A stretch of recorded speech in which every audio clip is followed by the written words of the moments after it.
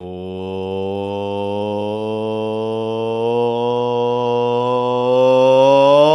welcome into the Russ Joy Show. I'm Russ Joy. Figure that out because you're smart. It's also the name of the show. Welcome in. Happy Friday, everybody. It's a big Friday. It is. We'll get into what happened at Xfinity Mobile Arena last night as the Flyers fell in a very disappointing result against a Toronto Maple Leafs team that, oddly enough, just seems to have their number, even though the Flyers realistically should have won last night's game. We'll get to that a little bit later on. The Phillies have now emerged as the number one, the frontrunner for Bo Bichette, and it's getting to a point now where it's not just straight up reports that the Phillies are interested in Bichette or Bichette is interested in the Phillies. We're getting this is pretty much a foregone conclusion from other reporters who are writing about other potential free agents. We're going to get to that as well. The Eagles play the 49ers on Sunday. We've got to talk about that, and I'm really trying to wrap my head around what's that game actually going to look like, and is there a possibility that it could end up being a blowout? I know. It seems crazy. It seems hyperbolic, but I do want to talk about that a little bit as well. We've now gotten to see what the ice looks like over in Milan, so if you've been wondering what the hockey rink looks like right now in Milan, we'll get there as well. Plus, the Ottawa Senators put out one of the wildest, absolute wildest statements you will ever see, and we will get to what led to that and that statement. And I don't know, maybe we'll get to some other stuff as well. But first, we're going to go out to the comments. Comments are now live in the bottom right of the corner of the screen. Bottom right of the corner? The bottom right corner of the screen. If you're on YouTube or Facebook, it's easy. You just comment. If you're on X/Twitter, you have to click on the video first, go into old Periscope mode. And if you comment there, well, then your comments will show up on the screen. All right, let's get into it. Let's see. Amadeo says SmackDown and the Russ Joy Show at the same time. Quality television time. Why is SmackDown? Where's SmackDown at? Where's SmackDown happening, Amadeo? Clearly in Europe, but where? Why? How? Chris Freed says, Russ, first class, sitting next to Vanna White. Come on. Will you be dropping an episode of the Russ Joy Show at 35,000 feet somewhere over the Atlantic Sunday night? No. Absolutely not. The plan is to do a show on Monday. I will land in Frankfurt at what I believe will be somewhere around 1 a.m. Eastern. And then I have a 3-hour layover before I fly down to Vienna. I've never tried to do an episode of the show in the airport. I don't think it's a particularly good idea. I think it's probably more likely that I try to do an episode once I get settled into a hotel room in the late afternoon, early evening in Vienna, which would then be somewhere around midday. So for many of you, it might actually feel like no change in the real routine, at least in terms of timing. So we'll see. But yeah, I'm definitely not doing an episode flying over the Atlantic Ocean over to Austria. I refuse. I've not started to scout out either where I could do a show from. I did look into how much it's going to cost to do the international plan on my cell phone, which I'm not thrilled. AT&T charges $12 a day. I'm like, what the hell is this? $12 a day. And then they go, but we only charge for up to 10 days. Well, thank goodness, because I'll be gone for a little bit longer than that. So, I guess it's a hashtag blessing that I'm going to be able to not get charged for every single day that I'm gone. Thanks, AT&T. All right. Linda Joseph says, if Russ does 3 episodes next week, will Ant put him on the Dean's list? I would certainly hope so. I would hope so. Ant wrote the mid-season grades. We did this all on the Press Row show last night, but Ant's Dean's list and honor roll and see me after class and pleasure to have in class. It was it was a pretty good idea instead of going A, B, C, D, F. Freed also says, has an over-under been set for the number of Frankfurter Wurzels Russ will be downing on his trip? Oh, Nelly, as the late Keith Jackson would announce. I don't know if I'm going to eat that many Frankfurters while I'm over there. It just doesn't. I don't know. Nick Abbes here says, bro, I love A.J. Brown. We are so lucky to have him. There is some interesting stuff that's come out about A.J. Brown in the last few days and kind of getting everybody's head on straight ahead of the clash with the 49ers in Wild Card Weekend. So we can certainly talk about that as well. And Freed was proud. This is on time today. I've not packed for the trip, and that is actually starting to cause some legitimate anxiety. I did pack my passport. I can't tell you how many nightmares I have had over the last month about getting to the airport not having my passport. It happens every single time I travel. I panic. Did I forget my passport? Did I forget whatever? That is at least packed away, but I'm not packed. And I still have 2 days, and I'm still panicked that I'm going to forget something. So it's not ideal. Could I make a checklist? I could. That would be responsible. Am I going to make that? No, of course not. Definitely not. The OGJH says, a Russ Joy Show on time in this economy? Yep, you know what? We just had to do it. Had to do it on a Friday. Have to be on time.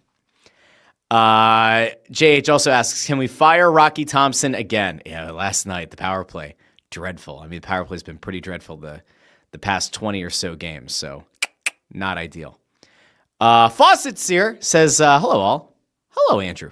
Hello. Peter Weiss says, Russ. I don't know if there's supposed to be more to that. It was Russ, comma. So, Russ, comma.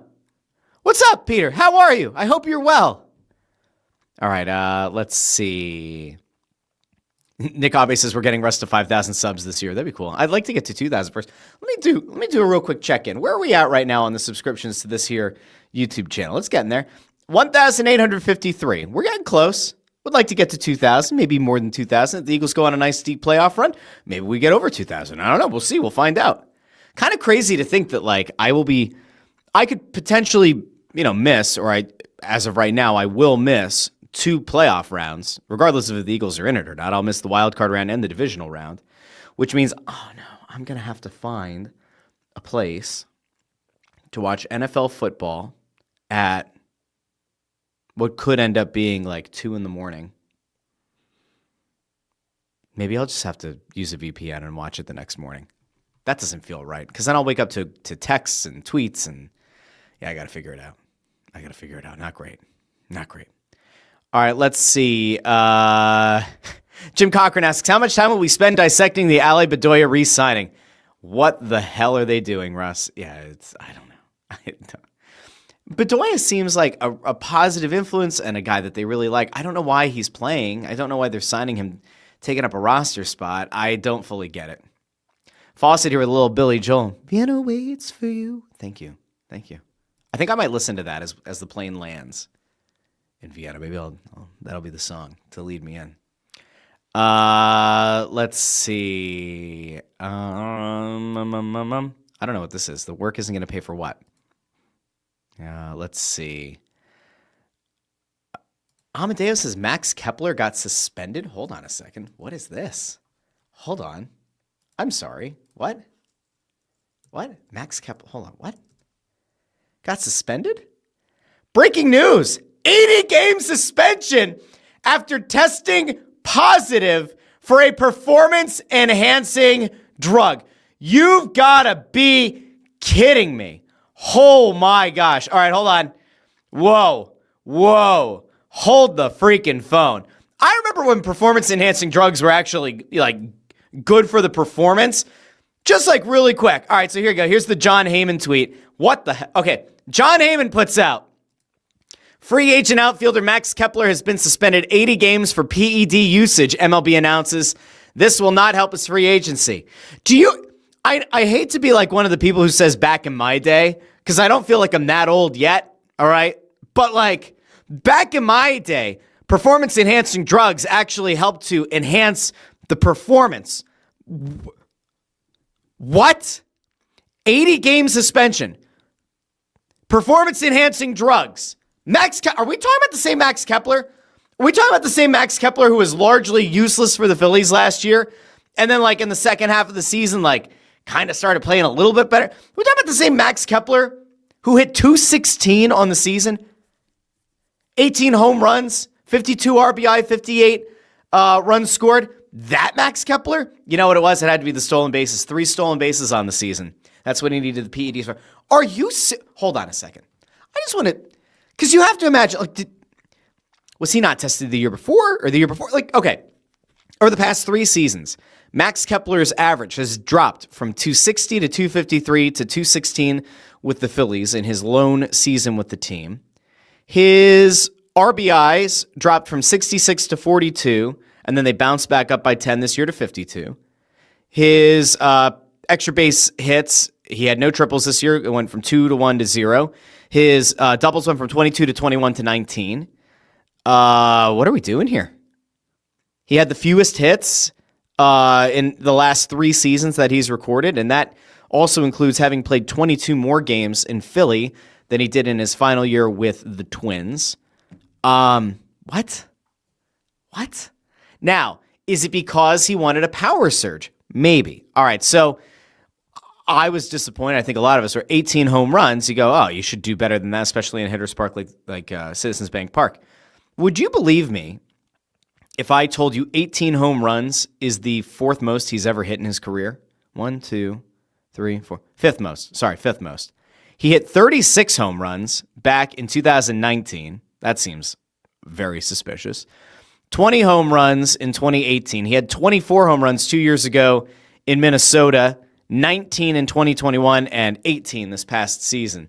Max Kepler suspended for performance-enhancing drugs. Who would have thought they'd ever see the day? That is absolutely wild. Back to Jim Cochran's question about Ale Bedoya. The amount of time I just spent on it a little bit ago, that's how much we're going to talk about Ale Bedoya getting an extension from the union. That is insane, though. Wait a second. He got suspended, and he still stank up the place. Okay. Yerk with a very valid question. Yerk asks, Russ, did you get a new TV yet? I did. Yes, I did. So an update. A few weeks ago, did we talk about this? Maybe we didn't. I thought we did. Did we talk about this on Monday's show? I don't remember. Maybe we did, maybe we didn't. I don't remember. So a couple weeks ago, I mentioned the fact my wife jumped in the comments and was like, hey, the TV's broken, right? And I was like, okay, well, how bad could it be? And so I went upstairs after the show and I reset everything. I did a hard reset and it was fixed for a few days. I took my daughter to go to Costco. These guys are saying that I did give an update, but just for the heck of it.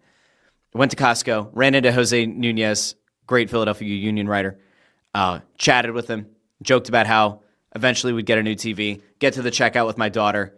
My wife sends me a video of the TV being broken again. I bought a new TV, got it set up. It's fantastic. It's been wonderful. So I did get a new TV, and I'm very happy about it. And it's been very nice, and I'm excited. Okay. Let's see.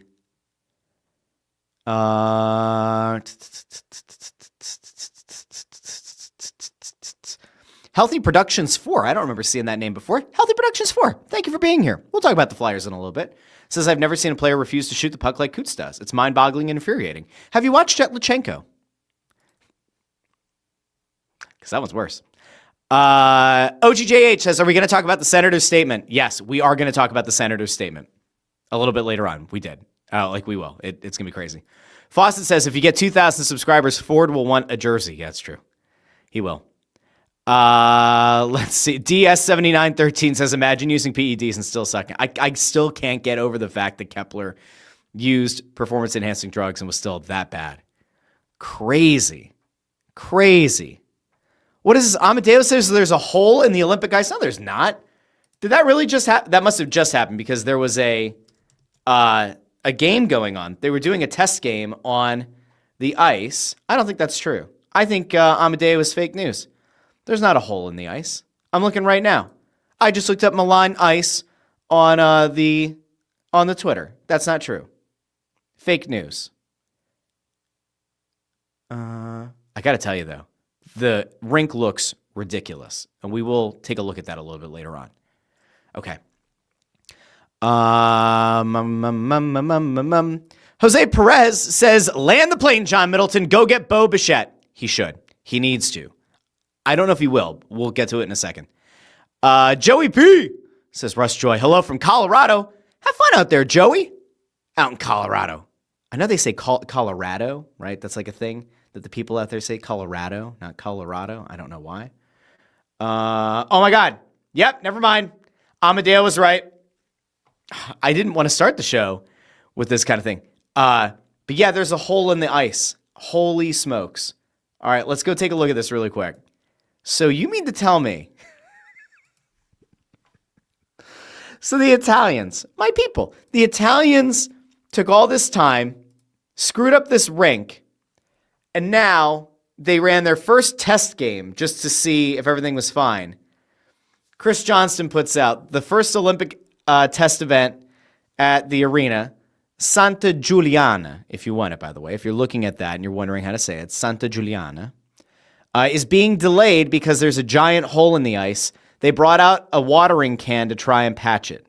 I would like to see the hole. Where's the hole? I mean, where is the hole? I assume that the hole is here. This is what they're looking at, because here's the water jug. This legitimately looks like they took out a flower watering pot. Do you guys see this? I don't know if I could zoom in on this or not. Let me see. Can I zoom? Can I zoom on it? Let's see. Nope. That didn't work. Okay. Like, what are we doing? Am I crazy for feeling like this entire thing just feels like it's like a setup? This whole thing has just been like part of Punk'd. Is Ashton Kutcher, can we find him? Are we sure that Punk'd isn't like coming back? This isn't like an Impractical Joker sketch. So somewhere over here, there's a supposedly giant hole in the ice. And now it's holding up play. They did a test game. It's funny too, because earlier this week, some people were let in. They were able to see what the Olympic ice looked like. And yeah, the reports have been interesting. You know, we'll just take it here real quick since we're already on it. So Chris Johnston earlier in the day put out a video of what the rink looks like, and you know, there's a Zamboni going around. I'll show you guys this real quick because this just kind of we'll wrap up this part of the show. So this came out earlier today, and I can't help but feel like this is just a comically small rink, but I'm just a guy. I'm an idiot. So like, look at this real quick. So this is apparently the ice in Milan, and from the end, it might not look that bad. It looks small. Like, it looks like the rink should probably come out a little bit further, maybe closer to where they have the barriers. But it looks like a pretty small rink.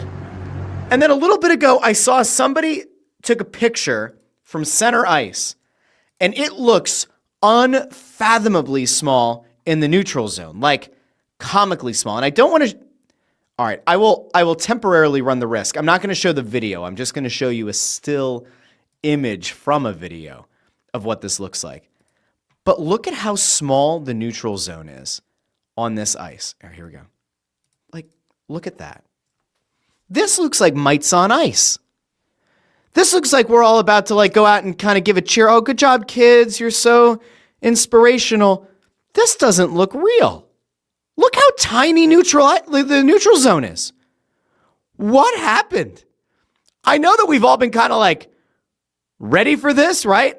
I know that we've like mentally prepared ourselves for the ice being comically small. That is comically small. That is an absurdly small rink. It doesn't feel even remotely real. And the NHL is going to send their players over to go play in. Okay.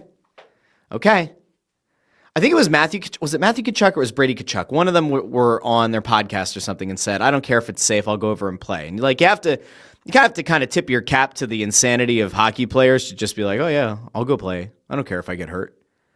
This is ridiculous. That's the ice. By the way, if there's a giant hole in the ice right now that's like prevented them from continuing the test game, at least temporarily, do you know what that means in terms of like the ability for teams to get on that ice to practice? It ain't happening. So now my question as an idiot is, where are the players going to go prepare and get ready for these games? Like, do you now have to have contingency plans to have national teams like go down to Torino, down to Turin? Is that where they're going to have to go? Are they going to have to go up to Switzerland or up to Austria to go practice on those rinks? Like, there's no way they're going to be able to use that ice surface for any meaningful practice. This is crazy. Absolutely crazy.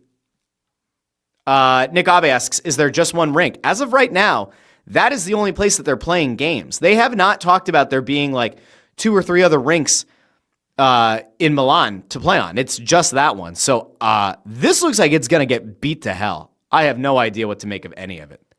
That is crazy. Chris Freed says, your relatives back in the homeland have made a mess here, Russ. Yeah, they have. It's not good. Amadeo says, this looks like the ice when you play big head mode in EA Sports NHL back in the day. That might be the most perfect assessment of that. I mean, it looks unbelievably small. It looks as ridiculous, like, you want to go with the big head idea. Like NBA Hang Time, N64, NBA Jam, if you went to the arcade, right? Where it was 2-on-2, and it took like 4 strides to get from one end of the court to the other. It's like that. It's unbelievably small. By the way, can you imagine what this is going to look like with Connor McDavid on the ice? Like, can you imagine? Connor McDavid's going to take 3 strides and be on goal. Like, what are we doing? Holy smokes. Insane. Absolutely insane. All right, let's see. Yerk says, I watched your boy on Saturday in person. Seen you in your McDavid jammies in the 3rd row. Don't go after Nick. Nick's lovely, right? Nick says McDavid has almost double wins as Eagles. That's okay. Yeah. McDavid's an incredible player. Let's see. OGJH says that the Milan ice has to be a money laundering scheme. I don't know. It's just crazy. That's absolutely nuts. Let's see. Freed says an NHL player suffers a season-ending injury because of the ice at Milan. That will end NHL participation in the games moving forward. That actually is probably a fair point. And I got to tell you, I bet every front office member, I bet you that every owner in the NHL is freaking out about the possibility of having one of their guys get lost. Seriously. I think that there is going to be a legitimate concern if if one of your players goes over there and gets hurt on crappy ice in an arena and a rink that everyone has known for months is not ready to go. It is going to be horrific. Real bad. Real bad. Okay. Now we're going to come back around to this, okay?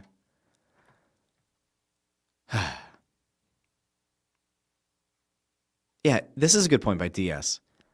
It looks like they have plenty of room to have extended the rink. Was the track around the rink necessary? I don't know. Is that a security measure? I don't think they're putting like floor seats there, so I don't know what the point of it was. But you're right. Like, you theoretically could have probably expanded the ice, bring it back closer to the seats. I don't know what they're doing. I really don't know. Let's see. Oh, we got people going back and forth about McDavid. Don't need that. Let's see. Havokin45 says, Russ, that crappy ice. I hope the NHL players get hurt playing in the games. Well, I hope they don't. I don't want to see anybody get hurt. It'd be terrible. All right, let's see.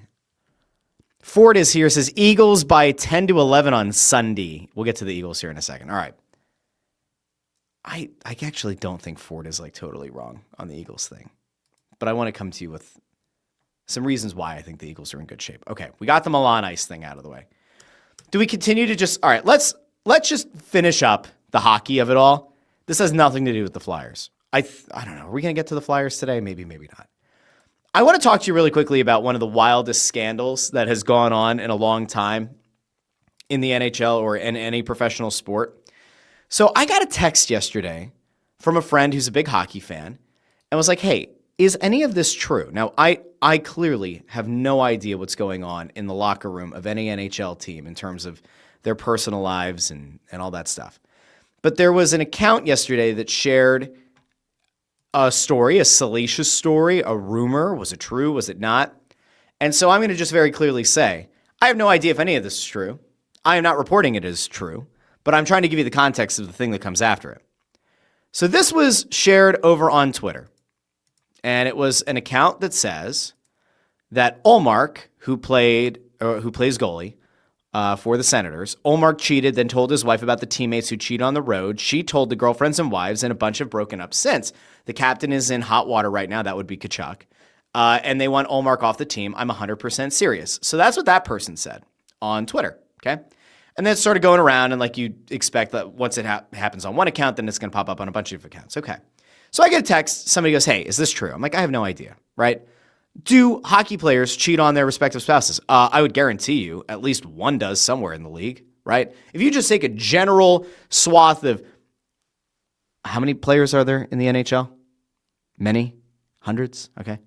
You take that swath of humanity, and then you add to it that some of these people are at least above average attractive and then also make a lot of money.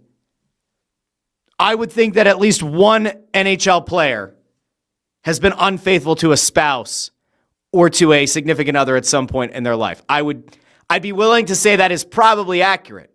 Is it true about the Senators? Is it true about Tkachuk or Ullmark or any of his teammates? No idea. Not my place to know, not my place to care. If you out there, right? If you are one of the romantics of the world, right? I tend to be a romantic, I think. But if you're one of the romantics out there, go, there's no way. There's no way. Yeah. Professional athletes, like, let's be real. Now, this comes out, and it kind of takes on a life of its own, but I don't necessarily know if it was like everywhere, right? Like, it felt like it was starting to gain some steam. Now, Ullmark is out for personal reasons. He's on personal leave, which could be a lot of different things, right? Again, I don't want to recklessly speculate. I'm just bringing up some possible, could there be a death in the family? Could there be sickness? I don't know if he has a significant other, if they're like expecting a child or something. We saw it happen with one of the Dodgers players, that they lost a child. Terrible stuff, right? So you don't want to speculate on why he's on personal leave.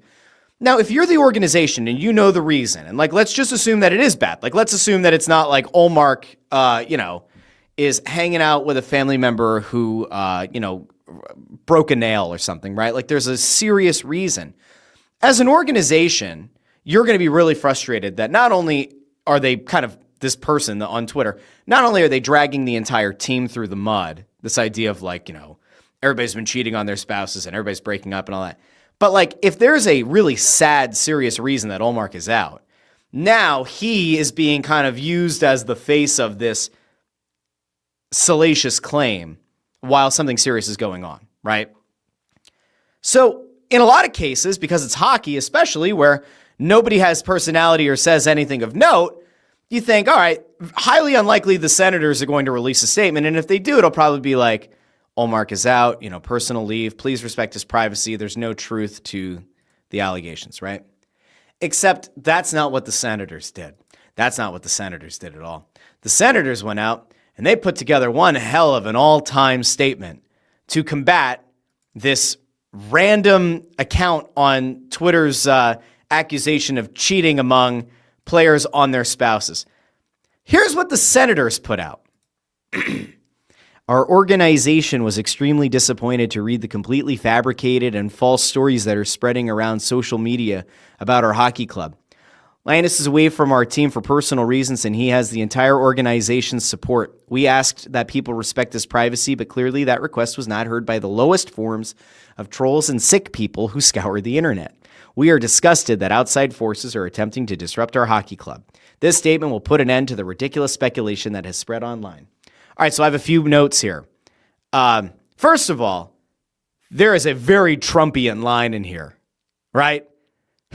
Like, clearly the request was not heard by the lowest forms of trolls and sick people who scour the internet. That is a wildly Trumpian line by the president of hockey ops of the Senators. But I got to tell you, there are two things in here that I go, huh? Outside forces attempting to disrupt our hockey club. What the hell does that mean?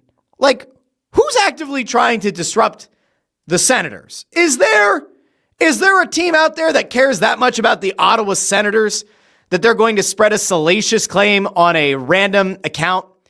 The Ottawa Senators, who currently have the second fewest points in the Eastern Conference, the Ottawa Senators team that's sitting in the basement of the Atlantic Division, that Ottawa Senators team that's 20-18-5 on the season, you're worried that somebody's trying to derail or disrupt your hockey club? What the hell does that even mean? But the worst part, arguably, other than like the very Trumpian line in there, is this statement will put an end to the ridiculous speculation. No. This is such an oddly worded, incendiary statement that I would not blame a hockey fan or someone else who says, oh, that clearly means that it happened. That clearly means that there's truth to the allegation. You can't possibly read that and be like, oh yeah, that definitely puts an end to it. Thank you, Ottawa Senators. Thank you. It's going to be really awkward, though. If there is a guy cheating on his spouse or significant other in the Ottawa Senators locker room, he's probably feeling the heat today. So there you go. That's crazy. What a wild thing to have happen. Sorry, we led the show with some hockey stuff. And none of it had to do with we had the Milan ice. We had that. We had Max Kepler getting a PED suspension. Crazy stuff. Absolutely crazy stuff today. Wild. OGJH says the statement gives the rumors credibility, in my opinion. All right, there you go. Let's see. Yerk says I'm relatives with a guy who's best friends with Kyle Brodziak, who played for the Oilers, Blues, and Wild, and the stories he had makes it even more true that this happened. I don't know if he means about like players who play on the Senators. Listen, professional athletes, if you think that they're all like choir, like church boys or something, they're all like on the up and up, I don't know what to tell you. But then again, there are a lot, I mean, it sucks, but there are people out there who like, dude, I don't know. I don't have to tell you. It's disappointing, but yeah, I don't know. All right, let's get to some other stuff.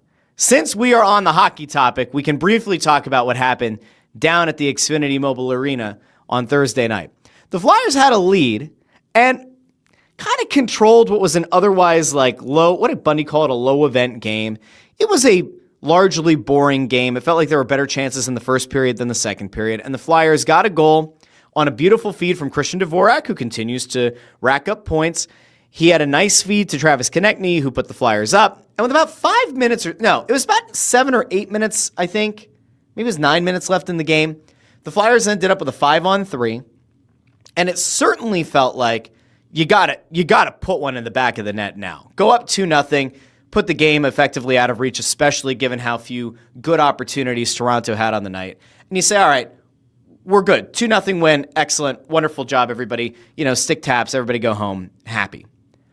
Except they didn't score on the 5-on-3, and then it ends up going to 5-on-4, and then with 3 seconds left on the penalty kill, Scott Lawton, shorthanded, scores a goal that ties the game, forces overtime, and then in overtime, things went really haywire. Things went really upside down.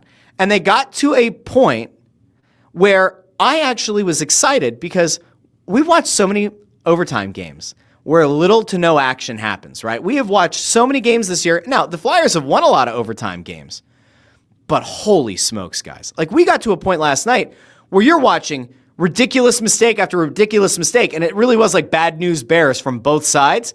And I got to a point where I was like, you know what? Even if the Flyers lose this game, at least we finally got to watch a fun overtime, where it wasn't like one team possesses the puck for a minute 45, they get one shot on goal. It goes the other way. The other team makes a change. Then it's another minute and a half, 2 shots on goal. Then the other team gets it. Maybe there's a little flurry at the end. This was a wide open overtime. It was a very sloppy overtime. And ultimately, you have a really great feed from Couturier to Mishkov. Mishkov fails to score. It comes back across towards Couturier, who gets all kind of, twisted up, and it doesn't happen. Puck goes the other way. Vladar makes an awesome save along the post. Awesome kick save in that overtime. And then eventually, Toronto scores. They win the game. And you feel disappointed because you let a point get away. You feel bad because not only did you go from holding another Eastern Conference team to 0 points, but you gave up 2 points, right? You gave them the 2 points that should have been yours. So there was frustration, right? There was. And yet, I feel like justice was kind of done in that game in a way. Like, the Flyers did a really good job for about 54 minutes of maintaining possession, of having some of the best chances in the game, of getting a lead and hanging on to it. But it felt like they really deserved to be punished for a terrible effort on the power play and an even worse effort on that 5-on-3. And at that point, if you can't put the opposition away, guess what? Sometimes it's going to come back to burn you. Havokin's right, by the way. Says on the 5-on-3, they seemed like they took way too long setting up the play. We were talking about this on Press Row Show last night. There was like a 12 to 15 game stretch early in the season where the Flyers power play looked fundamentally different. They were cycling the puck. You saw a lot of different looks, a lot of shots from different angles. It felt like you were seeing more bombing in from the blue line. And it felt like a different power play. And over the last 20 or so games, it feels like things have really fallen off a cliff, and we're seeing a lot of the nasty old tendencies of this team and the bad habits, overthinking it, looking for the perfect pass, taking too long to set up. You lost that game last night, not because Scott Lawton scored shorthanded. You lost the game because you couldn't convert on the power play. It was really, really bad. Legitimately. So bad. So we got that. All right. Now, I think that's what I wanted to get to from the Flyers game last night. I was disappointed. I think a lot of people were disappointed, but it was boring. AJ, resident Rangers fan here, says that Flyers-Toronto game was a chess match, straight up boring to watch. It was painful. It really was. T-Mac, thank you. Comment for the algorithm. Keep up the great work. Thank you. Thank you, T-Mac. I appreciate you. All right. I think that's about it for the Flyers last night. So we got that. All right. Let's get to some non-Flyers and non-hockey stuff. I want to take you to a happy place, and then I want to take you to a potentially happier place. And I'm only going to do this very briefly on the Phillies. But the rumors and the momentum, it feels like, around Bo Bichette to the Phillies is picking up. And by the way, every time I say Bo Bichette, I think of Boba Fett. And so I'm thinking I have to get a shirt made, a design made, in case Bo Bichette ends up with the Phillies. And it's going to be just like the Darth Vader thing, but it'll be like Bo Bichette with like a Boba Fett half mask or something and a bat in his hand. But the bat will be a lightsaber. This is so easy. This is so easy. Anyway, Bo Bichette, I would love to see what happens if he signs with the Phillies. Now, I was kind of picking the brain of Anthony Sanfilippo last night. Yeah, Anthony Sanfilippo, big Phillies guy, big Phillies fan. Also writes about the team, big Phillies fan. Hosts a very successful podcast on the Joy Media Network, Phightin Words. Now, he tends to believe, and I've seen the sentiment out there, that the Phillies really aren't that interested in Bo Bichette. What they're trying to do is play 4D chess, get JT Realmuto back to the table, and get JT to take probably a shorter-term deal at a value that they want to go with. And this is the way to try to put his feet to the fire. I got to tell you, I really like JT Realmuto. I think we all should. We should all be appreciative of the fact that he has largely been the best catcher in baseball since he got here. And at the same time, you have to look at his age and the amount of games that he's played behind the plate and realize there is a law of diminishing returns. And so if the Phillies only want to do 2 years, maybe 3 years with JT Realmuto, and he is dug in at like, you need to give me 5 years, there's no way you could do it. You just paid Kyle Schwarber to be the DH for this team for an extended period of time. And Schwarber can't play the outfield, and he's not going to play first base, right? And even if he could play first base, well, then you're sending Harper to the outfield, and I don't think they want to do that. And Realmuto, if you're going to be like, hey, Harper back to the outfield, Realmuto could move to first base down the line, well, maybe that's possible. But it feels like the Phillies really don't want to send Harper back out to the outfield. And so they're at this impasse right now with the best catcher in baseball, or the one who has, been a version of the best catcher, at least maybe in the National League. There's that pretty damn good dude out in Seattle who definitely deserves consideration, right? But if you look at it and you say, all right, should the Phillies move heaven and earth to keep Realmuto? I don't know if you move heaven and earth. I think you make him a fair market offer. But here's the problem. To me, I think it's going to be the biggest mistake if the Phillies let Ranger Suarez leave. I've been pretty clear about this, right? I've said for a while now, I think if Ranger Suarez leaves, it is going to leave such a massive hole in that rotation, and you are overbanking on the idea of Andrew Painter being a stud. You are overbanking on Jesus Luzardo to hit another level. And by the way, if he does, you're not going to pay him, right? Because Luzardo only got a 1-year deal in arbitration. He becomes a free agent next year. I don't love that. I don't love that at all. So now you're potentially causing another hole for a year from now. You're banking on Aaron Nola being better than what he's been, which is wildly inconsistent. You're banking on Christopher Sanchez being the ace of the staff, which I think there's enough here to prove now that he can be an ace of a staff, or at least a very, very strong number one, if not like the ace, right? And you're hoping that Zach Wheeler is going to come back from thoracic outlet syndrome and be every bit of an ace that he was. I still think that the number one priority for me would be bring back Ranger Suarez. Have him here, solidify the rotation this year, solidify the rotation to hedge against Luzardo leaving or Painter not being what you want him to be, or Zach Wheeler only having, 2 seasons left on that contract before he said he's going to retire. I would keep Ranger Suarez. That to me would be the number one priority. Man, if you have a chance to get Bo Bichette, that changes the calculus on everything, especially around Real Muto. But I think it changes the calculus on anything because that's a guy who can be your number 2 or maybe your number 3 hitter. That is a guy who solidifies an infield that I think is good but not great.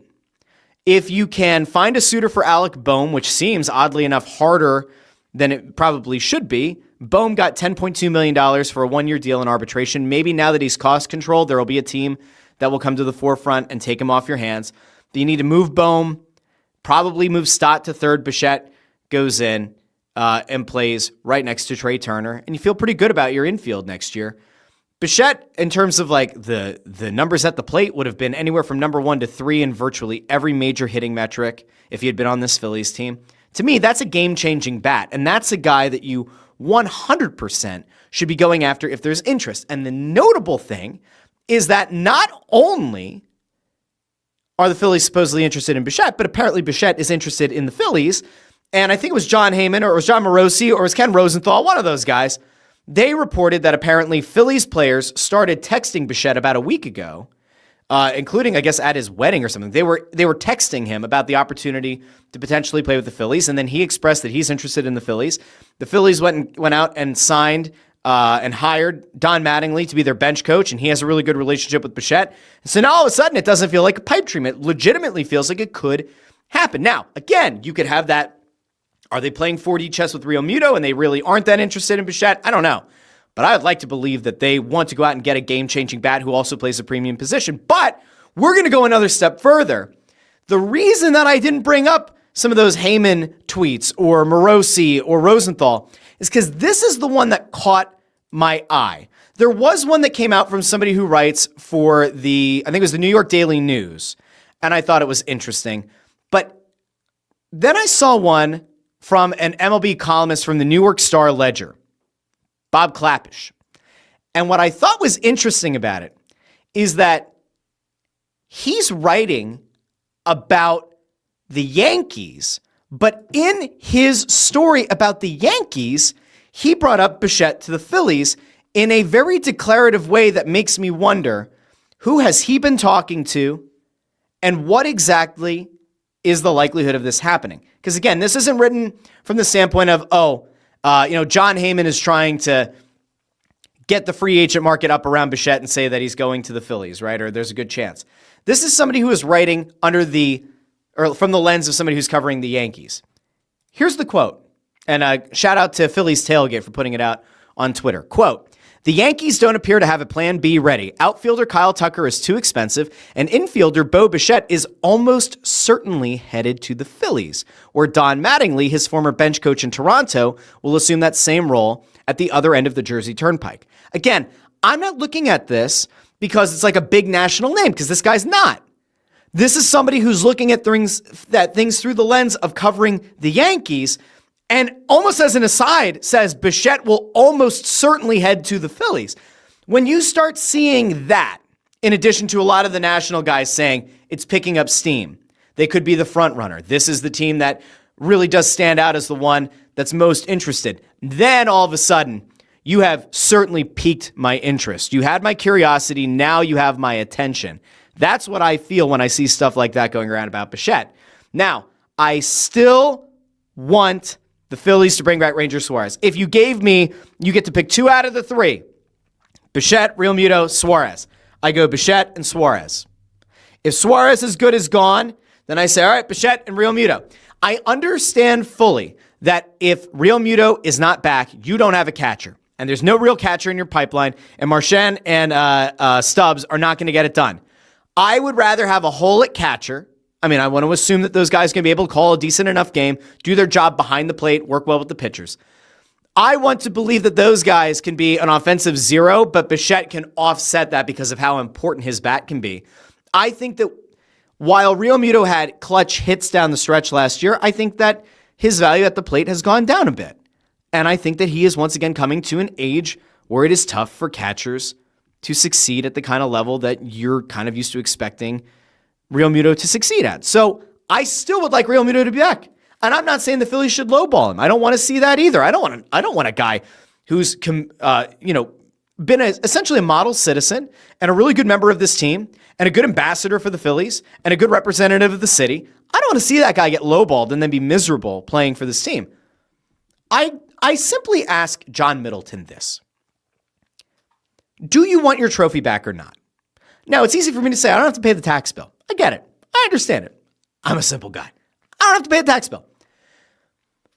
Letting Ranger Suarez go when there's a likelihood or a possibility that Luzardo could walk next year in free agency, and Wheeler has a very defined, clearly defined timeline before he retires, that to me is insane to let Ranger Suarez go, who you also know can be a stone-cold killer in the playoffs. Letting JT Realmuto walk, even if you don't want to have to give him an extra year, letting JT Realmuto walk without having a legitimate plan in place for a catcher would be kind of organizational malpractice. But maybe above all, if Bo Bichette is really interested in being on this team and you are looking for a hitter who can deliver in a very different way and potentially make your lineup slump-proof, have a guy who could still consistently get on base, even if some of those other highly paid dudes at the top aren't hitting. If that guy's available and interested in your team and you choose not to sign him, I'm not so sure you want your trophy back. I'm not. All right. Let's see. Havokin says, Russ, if they don't re-sign JT and go with the in-house player or wait to see where they are by the trade deadline, they could do that. They could. Chris Freed says, Bohm traded for a catcher. We'll see. Like, that would be cool if it happened. That'd be cool. What was the one thing that I wanted to check? There was something I wanted to check about Bichette. He's 27. He turns 28 in March. That's a guy that, like, totally fits your timeline. If he were 32, 33, looking for $30 million a year, I'd say no. But, man, like, if you want to talk about a guy who could maybe help you get over that hump and potentially make your lineup slump-proof, you go after Bo Bichette. You just do. I don't know what else to tell you. All right, so that's the Phillies of it all. Now, I want to get to the Eagles before we head out. And I will once again remind you that next week's shows will happen in some way, shape, or form from Austria and Spain. They will happen. I'm going to take my microphone. I'm going to take my mixer thing with me and my wires and all that wonderful stuff and go through airport security, and they'll be like, what is this? What is this thing that you have? I'll be like, that is a microphone. That's a little mixer that I use to get it to hook up to the computer. Oh, do you do this a podcast? I'll be like, yeah. They'll be like, oh, you're Russ Joy. I know you. I've seen you on the TikTok. I'll be like, thank you, random Vienna security guard, for following Philadelphia sports over in Vienna. That's pretty cool. There's going to be shows next week. Just trust it. Trust it. Nick Abe says 0 shows. There will be. If I'm taking all this stuff across the ocean and using up valuable bag space, we're doing shows. All right, anyway. The Eagles play Sunday. I will be on the tarmac getting ready to fly to Europe when it happens. I am starting to feel confident in the Eagles. I'm going into this weekend feeling a similar odd sense of calm that I did both years the Eagles made a Super Bowl run, and especially like I did the year the Eagles won the Super Bowl, where like even watching the game, I was just super calm. And I didn't feel like the heart rate going up at all. I was just confident in the team. Elliott Shore-Parks put out yesterday that A.J. Brown is apparently kind of like leading the way of keeping the locker room loose and loud, and guys are having fun. And man, oh man, when you think about the fact that this Eagles team started off the season with so much drama and with so much stress and so much scrutiny, and are AJ and Jalen Hurts back at that rocky spot in the relationship? Can it be reconciled? Will they trade A.J. Brown? Are they better off trading A.J. Brown? To hear that now A.J. Brown is being a positive force in the locker room is a fantastic thing. It's a great thing. We have seen, and I've highlighted it on the show, multiple instances now where A.J. Brown is back to saying Jalen Hurts' name and is also kind of going out of his way to defend his starting quarterback. And that, to me, is when the season flipped on its head. That is when it felt like the negativity of the team kind of flipped. Yeah, they were still losing when they started incorporating A.J. Brown and maybe forcing the ball to A.J. Brown more in these games.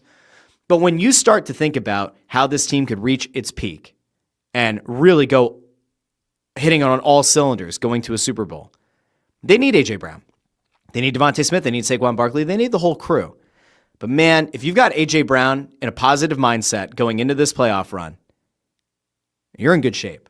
I think they're going to be in a really, really good spot. But it's not just the A.J. Brown of it all. It's not just the positivity about A.J. Brown.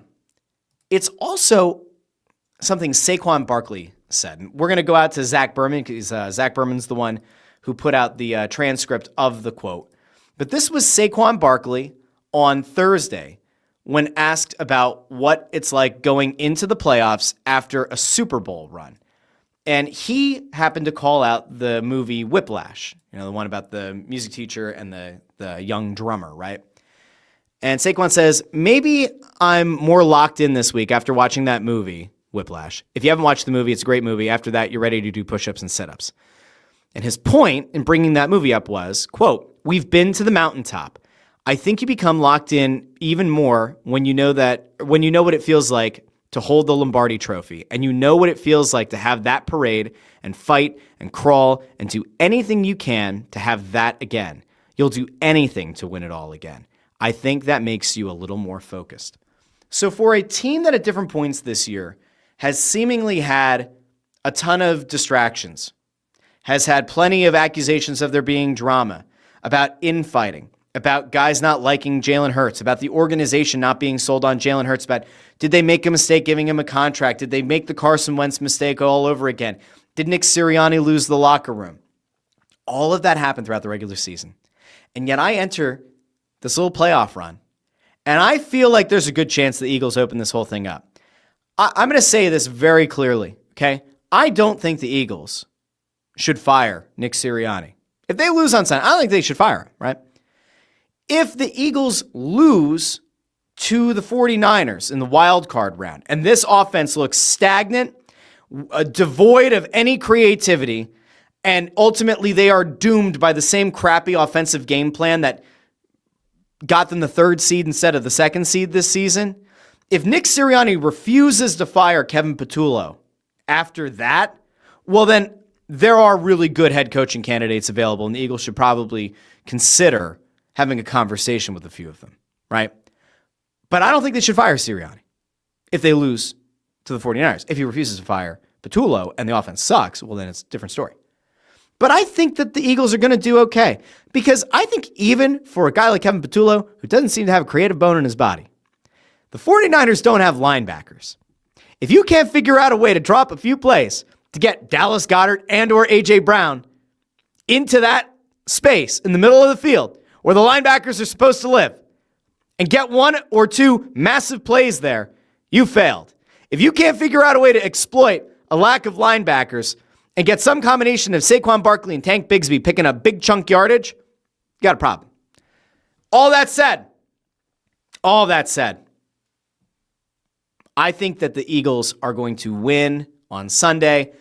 I actually think that there is a non-zero chance that the Eagles win by 18 points.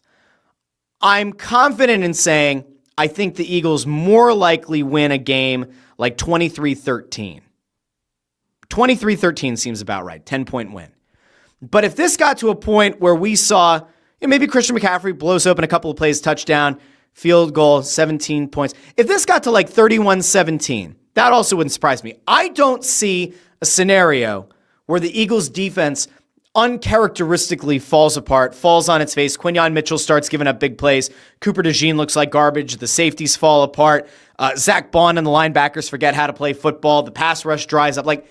I don't see that. I think, if anything, if the Eagles lose this game, it's not going to be, by a score of like 45-34 or something, right? If they lose, it's going to be because the offense just goes totally cold and the defense holds the 49ers to like 10 points through 3 quarters and then is just constantly back on the field because the offense can't put together, sustained drives, and they end up giving up a late touchdown, and it's like 17-14 49ers. But again, I don't think that's what's going to happen. I think the Eagles are going to win this game. I think it's going to be a little bit more comfortable than some people are expecting it to be, and you're going to roll into the divisional round with a lot of confidence, and then all of a sudden, I think the path to a Super Bowl becomes a lot more clear. We'll see. I could be wrong.